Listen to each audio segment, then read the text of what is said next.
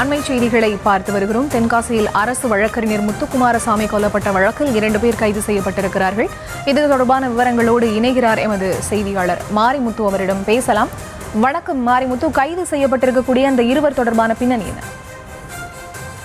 அதாவது தென்காசியில் நேற்று காலை அரசு வழக்கறிஞரான முத்துக்குமாரசாமி என்பவர் தென்காசி நகர பகுதியில் மர்ம நபர் ஒருவரால் வெட்டி கொலை செய்யப்பட்டார்.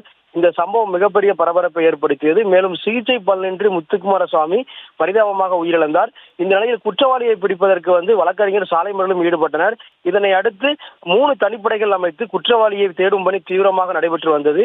இந்த நிலையில் இந்த வழக்கு தொடர்பாக அதாவது அந்த குற்றவாளியின் மனைவி மற்றும் அவரது உறவினர் இருவர் தற்போது கைது செய்யப்பட்டுள்ள தகவல் வெளியாகியுள்ளது. மேலும் தொடர்ச்சியாக கேரளாவில் பதுங்கியிருப்பதாக குற்றவாளியை தனிப்படைகள் மூலம் தீவிர தேடுதல் வேட்டையில் தற்போது காவல்துறையினர் இறங்கி வருகின்றனர். இந்த சம்பவம் தொடர்பாக தற்போது அந்த கொலையாளியின் மனைவி மற்றும் அவரது உறவினர்கள் கைது செய்யப்பட்டுள்ளதாக தற்போது முதற்கட்ட தகவல் வெளியாகியுள்ளது. விவரங்களுக்கு நன்றி.